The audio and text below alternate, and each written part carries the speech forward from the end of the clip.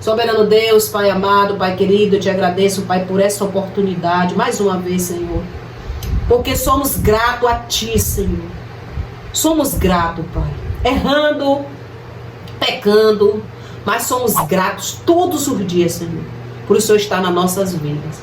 Pai, eu te apresento agora a vida do pastor Kleber. Vai trazer uma palavra, Pai, para tocar nossos corações. Que o Senhor Pai, possa diminuí-lo e ele crescer, e o Senhor crescer dentro dele, Senhor. Usa teu servo da forma que o Senhor quiser, meu Pai. Em nome de Jesus. Amém. O livro de Eclesiastes, capítulo 1, versículo do 1 ao 4. Palavra do pregador, filho de Davi, rei de Jerusalém. Vaidade de vaidade, diz o pregador.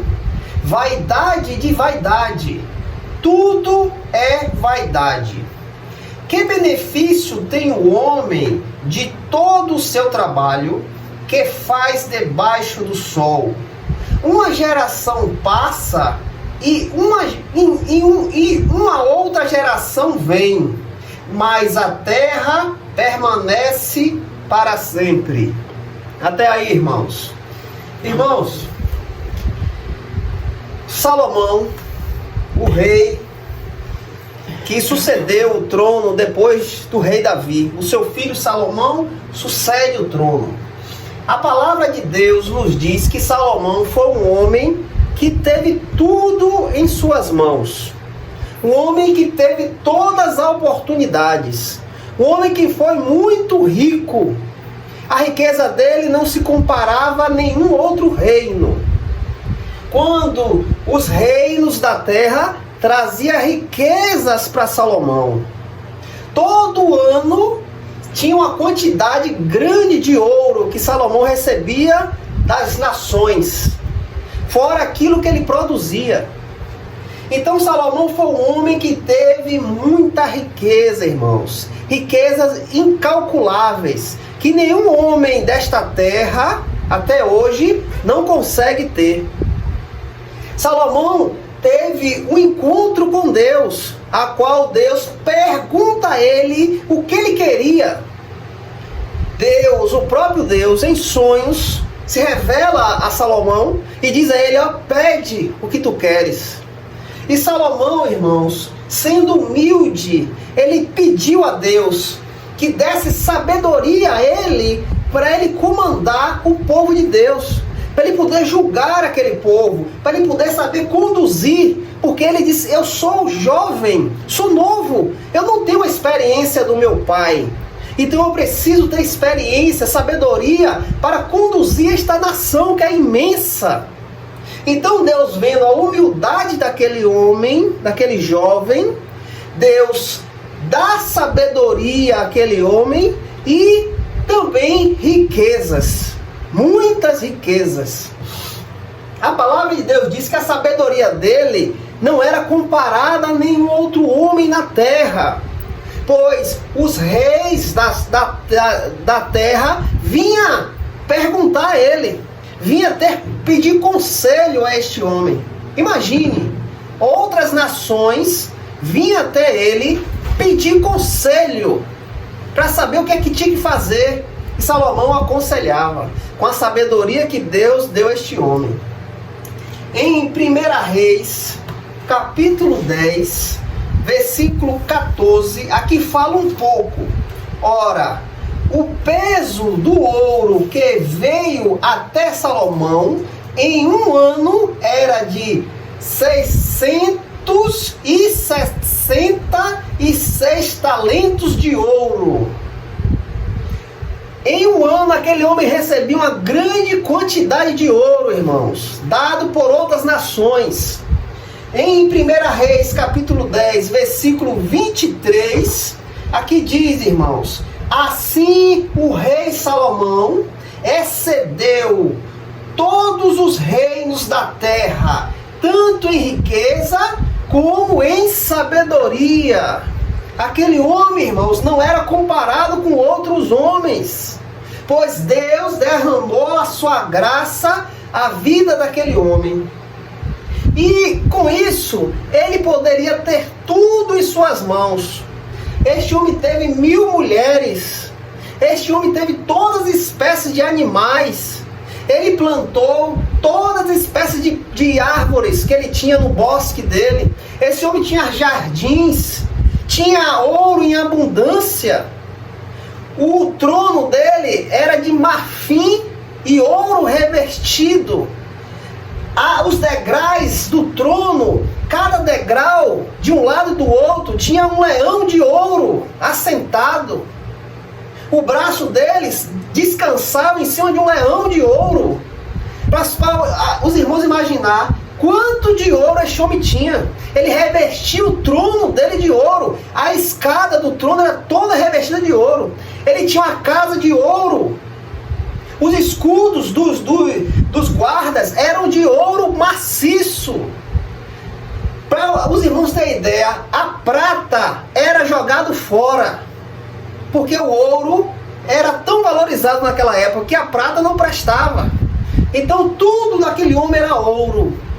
Então Salomão aproveitou de todas as formas, irmãos. Tudo que ele poderia ter, ele conseguiu. Tudo que ele poderia experimentar, ele experimentou. Então este homem teve uma grande oportunidade de saber, de ter a sabedoria de tudo desta terra. Mas chega um momento, irmãos, que Salomão, caído em si, ele diz: vaidade de vaidade. Tudo é vaidade. Para a gente entender o que Salomão está dizendo aqui, vaidade, a gente tem que saber o que é vaidade. E aqui diz: valorização que se atribui à própria aparência ou quaisquer outra qualidade, física ou intelectual, fundada no desejo de que tais qualidades sejam reconhecidas ou admiradas por outras pessoas, por outros. Aqui também diz: é algo enganoso, sem valor, que leva à ostentação e à idolatria, egoísmo e orgulho. A vaidade, irmãos, te leva a você se idolatrar, a você se ostentar, a você achar que você é o melhor e não tem outro. A vaidade é isso. É você ter um carro, que este carro para você é o melhor que tem na cidade. E você deixa as pessoas verem isso e glorificar a você. E dizer: o melhor carro é o seu é o melhor. Aqui não existe outro melhor. Então, irmãos, eu sou levado a ser idolatrado, a ser admirado. E isso me leva a ter orgulho de mim mesmo. Eu me achar ser bom. Eu me achar ser o cara. Eu me idolatrar. Então a vaidade, irmãos, leva a um estado que você se acha ser melhor do que o seu irmão. Que você se acha ser o melhor da igreja. Eu prego melhor do que todo mundo. Eu sou o cara e faço isso para as pessoas me admirarem. Então, Salomão diz, com toda a riqueza que aquele homem tinha, todo esplendor, todo poder, ele chega a um estágio da sua vida que diz: vaidade de vaidade. Tudo é vaidade. Salomão cai em si, irmãos, que o homem não necessita só das coisas desta terra. O homem não precisa só destas coisas da terra. Salomão cai em si que essas coisas da terra vai passar, vai ficar aí, não vai me levar a nada. Se eu tiver um carro do ano, vai me levar mais perto de Deus? Vai me colocar mais próximo com Deus? Se eu comprar uma mansão vou estar mais perto de Deus? Não vai prestar para nada, irmãos. Só para levantar o meu ego, para eu me orgulhar, para eu ficar soberbo, para que eu possa me ostentar. Então, eu me ostentando, eu tenho idolatria de mim mesmo, eu me afasto de Deus. Eu digo, eu não preciso de Deus, porque os meus bens são maior do que tudo. Mas Salomão, o homem de Deus, viu que toda a riqueza que ele tinha era vaidade. Era algo, irmãos, que não ia levar ele a nada, que não ia edificar ele a nada, que não ia levar ele a Deus. Apesar de ele ter toda essa riqueza, 1000 mulheres, quantas mulheres ele queria, animais de todas as espécies. O reino dele, irmãos, de soldado era imenso, carros de guerra imensos, uma grande fortuna. Mas quando ele contempla isso, ele diz que falta alguma coisa. Está faltando algo. Está faltando algo. Meu coração ainda não está cheio. As coisas que eu tenho não enchem o meu coração. Não presta para me tirar o vazio do meu coração. Então Salomão diz: isto é vaidade. Isto não presta. Isto é vaidade de vaidade. Imagine, irmãos, um homem que tinha tudo em suas mãos, o que ele quisesse, estava ali à disposição dele. O homem chega a esse estado de dizer, vaidade de vaidade, tudo é vaidade. Tudo é vaidade. Uma geração vem, passa, outra chega e a terra continua a mesma. Então, irmãos, imagine você com toda a riqueza desta terra. Será que isso irá encher o seu coração? O seu coração vai estar pleno? Vai estar feliz? Pois nós sabemos, por Cristo Jesus, que a felicidade, irmãos, é a presença do Deus vivo em nossa vida. Tira Deus de nossa vida e bota a riqueza. Vai chegar um momento que você vai olhar para um lado e para o outro e dizer: o que é que está acontecendo? Eu tenho dinheiro, mas eu não sou feliz. Eu tenho todos os bens, mas isso não está chegando ao que eu quero. Vai chegar um momento, irmãos, que você vai procurar felicidade no dinheiro, nas riquezas, e essa felicidade vai acabar. O dinheiro não vai sustentar a felicidade. Nós estamos estudando aí todos os sábados as bem-aventuranças. Ali o Senhor diz, abençoado. Abençoados são os mansos. Abençoados são os pobres de espírito. Abençoados são aqueles que têm fome e sede de justiça. A palavra abençoado, irmãos, quer dizer mais do que feliz. Mais do que feliz. Jesus disse que abençoado é aquele que é manso. Aquele que quando ouve a palavra de Deus, ele se prostra e adora. Jesus disse que abençoados são aqueles que são pobres de espírito. Aqueles que não olham para eles e diz que eu sou o cara. Mas diz, não, Senhor, eu preciso de Ti. Eu preciso do Senhor, porque sem o Senhor eu não sou nada. Jesus disse que abençoados são aqueles que têm fome e sede de justiça. Aqueles que buscam a Deus sem parar. Mas o mundo quer te mostrar que abençoados são aqueles que têm riqueza, que têm bens, que têm coisas nesta terra. São ricos. O mundo quer te mostrar isso, mas Jesus mostra o contrário, irmãos. Jesus disse que abençoado é aquele que ouve a sua palavra, aquele que guarda, que pratica. Jesus disse que esses são abençoados, aqueles que se prostram diante do Deus vivo, aqueles que a vontade vem ao seu coração, e quando ele ouve a voz do Senhor, ele larga de lado e se prostra diante do Senhor. Fala, Senhor, que teu servo ouve. Fala. Nós sabemos que nós somos de carne, irmãos. Temos desejo, temos paixões, temos vontade. Tem coisas que ainda mexem em nosso coração. Mas Jesus diz, irmãos, que abençoado é aquele que ouve a palavra dele. Quando essas coisas tocarem em você, os desejos, as paixões, o ódio, a ganância, e a voz do Espírito vier, você ouvir, você vai se prostrar e vai dizer, ó, vaidade de vaidade. Tudo é vaidade. Irmãos, em Lucas capítulo 16, versículo 19, há uma passagem que é bem conhecida da gente. Aqui, o Senhor Jesus retrata a vida de um servo e uma vida de um homem do mundo.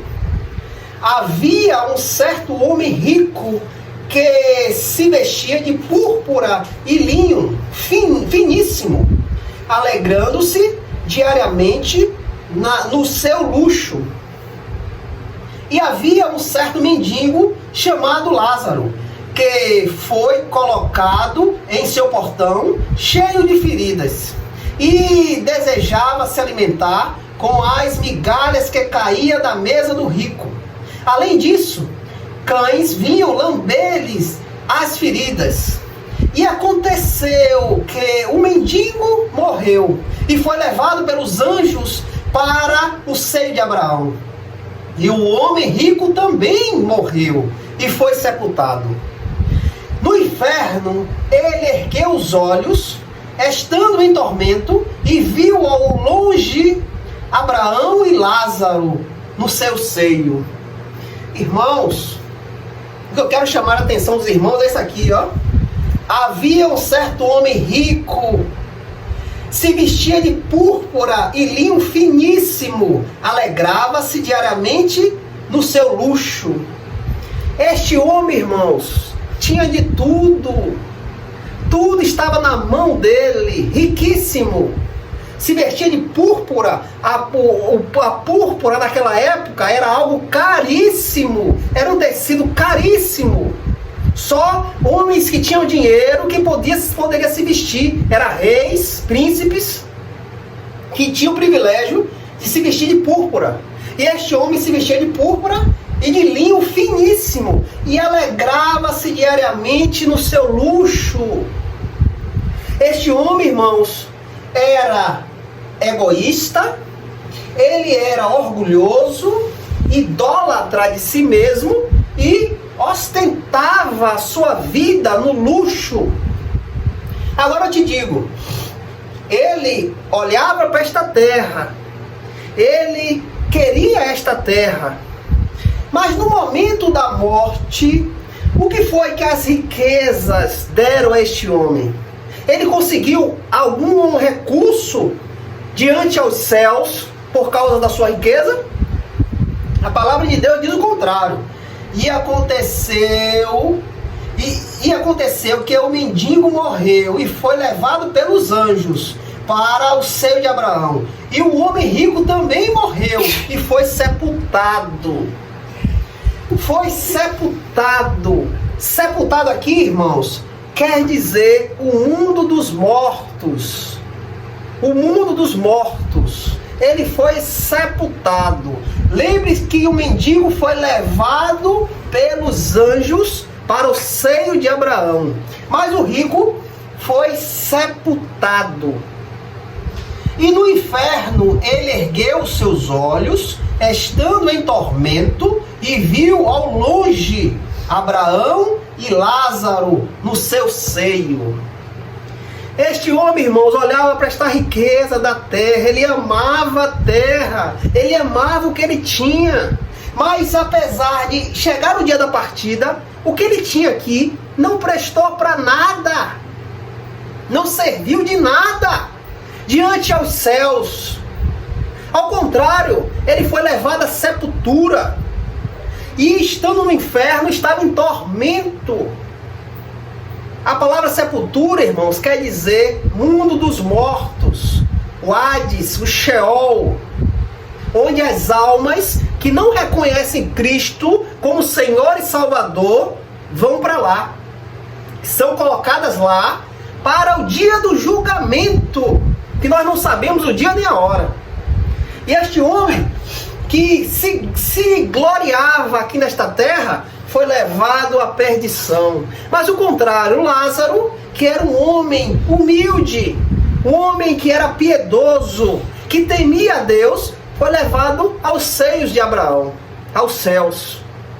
O que é que eu quero dizer? Quando Salomão chega a este ponto de dizer, ó, tudo que eu tenho é vaidade. Tudo que eu tenho é vaidade de vaidade. Por que Salomão chega a este ponto? Porque Deus permite ele cair em si, abrir os olhos e ver que aquela riqueza não ia levar ele a nada, que ele precisava de algo mais importante, que era a presença com Deus, a ligação com Deus, a ligação que Lázaro tinha, irmãos. A ligação que levou Lázaro aos céus, foi levado pelos anjos ao seio de Abraão. Por que o rico não foi? Porque o rico não caiu em si e não prestou atenção que a riqueza dele não ia levar ele a canto nenhum, porque era vaidade. Era vaidade de vaidade. Tudo é vaidade. Só ia levar ele a ter orgulho dele mesmo, a ostentação dele mesmo, e não ia levar ele a Deus. Então, irmãos, o que é que nós temos que fazer como servos do Senhor? Eu não estou aqui dizendo que você não pode ter riquezas. Não. Claro, com o seu trabalho, com o seu suor, você vai conseguir o que você quer. Mas, irmãos, essas riquezas que nós vamos conseguir com nossos esforços, isso vai ser algo comum para nós. Isso não vai nos levar a nada. E não podemos permitir que isso possa tocar em nosso coração. A idolatria, irmãos, é quando o que você tem está dentro do seu coração. E você ama aquilo mais do que a Deus. Então, nós que temos conhecimento da palavra de Deus, sendo elevado pelo Espírito Santo, nós sabemos que podemos ter tudo. Podemos ser ricos, mas a riqueza vai ser uma coisa besteira, uma coisa que não vai me elevar, uma coisa que não vai tocar em meu coração. Porque o que eu tenho de mais valoroso é a presença do meu Deus, é ter o meu Senhor e Salvador Jesus Cristo em minha vida, não a riqueza. A riqueza vai ser algo lá bom para que eu possa ajudar os irmãos, contribuir na igreja, fazer o trabalho do Senhor, glória a Deus. Mas isso não vai entrar aqui, irmãos, não vai entrar, porque aqui já está cheio da presença do Senhor. É quando Salomão cai em si, tudo que eu tenho é vaidade. Tudo que eu tenho não me leva à verdade. Tudo que eu tenho não pode me levar a Deus. Então eu preciso deixar isso de lado e olhar para o meu Deus. Eu necessito. Aqui em João, capítulo 1, 1 João, capítulo 2, versículo 15. Aqui o apóstolo João diz, irmãos: não ameis o mundo, nem as coisas que estão no mundo. Se algum homem ama o mundo, o amor do Pai não está nele. Porque tudo que está no mundo é a concupiscência da carne, a concupiscência dos olhos, o orgulho da vida. Não é do Pai, mas do mundo. E o mundo passa, e a sua concupiscência, mas aquele que faz a vontade de Deus permanece para sempre. Olha o que João fala, irmãos. Isso aqui é para a gente ter em nossa mente, gravado, carimbado em nossa mente. Não ameis o mundo, porque eu não posso amar o mundo. Porque não ameis o mundo, nem as coisas que estão no mundo. Se algum homem ama o mundo, o amor do Pai não está nele. O amor do Pai não está nele, porque este homem ama mais o mundo do que a Deus. E o amor de Deus não está nele. Por que João disse que o amor de Deus não está neste homem que ama o mundo? Por quê? Porque tudo que está no mundo é a concupiscência da carne, a concupiscência dos olhos, o orgulho da vida. Não é do Pai, mas do mundo. O que é concupiscência? É o seu desejo, é a sua paixão, é a sua carne falar, é o desejo da sua carne. Então tudo que está no mundo mexe com a sua carne, faz sua carne desejar, querer, ansiar. Então João diz, esse que deseja, anseia, o amor do Pai não está nele. Porque o desejo, as coisas do mundo, não vai levar ao Pai. Não é do Pai, mas do mundo. E agora, o que é que nós temos que fazer quando nós entendemos que não devemos amar as coisas desta terra? Vamos conquistar, vamos. Mas vai ser algo comum, irmãos. Algo que vai ficar lá, Eu tenho um carro do ano, está ali guardado para usar aqui na igreja, para ajudar os irmãos, para fazer a obra do Senhor. Mas este carro não vai entrar em meu coração. O mundo passa. As coisas que você tem, passa. O mundo passa. E a sua concupiscência. Mas aquele que faz a vontade de Deus permanece para sempre. Olha o que é mais importante para nós, irmãos. Fazer a vontade de Deus. E como eu posso fazer a vontade de Deus? Esquecendo o mundo. Abandonando o mundo, irmãos.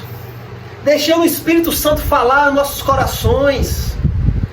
Nós estamos estudando as bem-aventuranças. Ali são qualidades do Espírito, irmãos. Nós temos que ter isso. Não é algo que você tem que cumprir, não, irmãos. Você tem que ter. Se você tem o Espírito Santo, isso mana de você. Isso sai de você. É o Espírito que te dá essa qualidade. O que é que vai prevalecer, irmãos? A vontade de Deus. O que vai prevalecer? Mas aqueles que fazem a vontade de Deus permanecem para sempre. Nós temos que nos lançar à vontade de Deus, irmãos. E qual é a vontade de Deus? Que todos conheçam a verdade, que é Cristo Jesus. Que todos conheçam o seu Filho e creiam nele. Esta é a vontade de Deus. Eu sempre estou falando isso com os irmãos. Nós estamos perto de pessoas que não conhecem a verdade. Que estão mortos, irmãos. Estão mortos. Eles amam as coisas do mundo. São cativos do mundo. Eles ainda não entendem que precisam se largar disso e se lançar à verdade. Nós conhecemos a verdade. Como nós vamos fazer a vontade do Pai? Pregando a palavra para eles, irmãos. Falando do amor de Cristo. Impondo a sua mão a eles e orando por eles. Para que Deus tenha misericórdia a cada um deles, irmãos. Você tem gente na sua casa que está perdido. Qualquer momento você pode ouvir dizer, morreu. E foi para a sepultura. Para o mundo dos mortos. Irmãos, nós temos a possibilidade de levar essas almas a Cristo. Ao fato de você orar por ela. Ao fato de você impor as mãos, quando for sair de manhã para trabalhar, coloque a sua mão sobre ele e ore. Fale com Deus, Senhor, salva, transforma, Senhor, livra, dá um livramento ao meu filho, ao meu neto, ao meu marido, à minha esposa, livra, protege, Senhor. Senhor, abre a mente para que ele possa entender que ele precisa de Deus, que ele precisa conhecer Jesus Cristo. Ore, irmãos, peça a Deus, fazer a vontade de Deus. Esta vontade de Deus permanece, irmãos. Não é sua riqueza, não é seus bens. Isso não vai te levar a nada. Mas o que vai nos ampliar a Deus é fazer a sua vontade. E a vontade de Deus é o quê? Que todos conheçam Jesus Cristo e creiam no Filho dele. Está em nossas mãos, irmãos. Está em nossas mãos, nós já conhecemos. O Senhor já se manifestou na nossa vida. Temos Jesus Cristo em nossa vida. Há pessoas que não têm, irmãos, está perto da gente. Ore por eles. Interceda. Eu já estou orando há anos, não acontece nada. Continue orando. Glórias. Continue perseverando, irmãos. Enquanto há vida, há esperança. Continue pedindo, clamando. Pedindo a Deus, Senhor, tem misericórdia. Glorifica teu filho, no meu filho, na minha filha, no meu esposo. Que ele possa conhecer a verdade. Fazer a vontade de Deus. E aqui, irmãos, em Eclesiastes, capítulo 12, versículo 13 e 14, aqui Salomão chega a um veredito, chega a uma resposta de tudo aquilo que ele estava pensando, vaidade e vaidade. E ele diz aqui, irmãos, vamos ouvir a conclusão de todas as questões. Temer a Deus e guardar os seus mandamentos, porque isso é o que deve de todo homem. Porque Deus há de trazer toda a obra a juízo, com cada coisa secreta, que seja boa, que seja má. Salomão cai em si e diz: o que tem a prioridade? O que é que eu tenho que colocar os meus olhos? O que é que eu tenho que fazer? Aqui ele diz, irmãos, temer a Deus e guardar os seus mandamentos, porque isso é o dever de todo homem.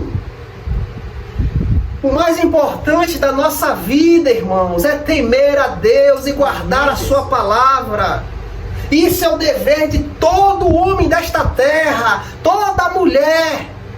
Temer a Deus e guardar, porque um dia haverá um julgamento e todas as nossas obras serão julgadas, secretas ou não secretas, obras boas ou obras más, o Senhor julgará. Então o que é que nós temos que fazer, irmãos? Temer ao nosso Deus, guardar a sua palavra. Aqui, irmãos, nós temos nosso culto, quarta-feira, sábado, aos domingos, 6 horas da noite, o círculo de oração. O que é que nós temos que fazer? Estar frequentemente, irmãos, adorando a Deus, louvando ao Senhor, buscando a Ele por nossa família. Quando nós se reunimos aqui, irmãos, não é para mim, não é para você não, é para que o nome de Deus seja glorificado e que Ele salve a nossa família. O nosso propósito aqui é esse: a edificação do irmão, para que o irmão possa levar a outros, para que outros possam ser edificados. É isso que fazemos aqui na igreja: glorificar o nome do nosso Deus. Os louvores, as orações, os cânticos não são para nós, são para Deus, para que Ele tenha misericórdia de cada um de nós, para que Ele toque no coração da nossa família. É para Ele, irmãos. Temer a Deus e guardar os seus mandamentos. Glória a Deus.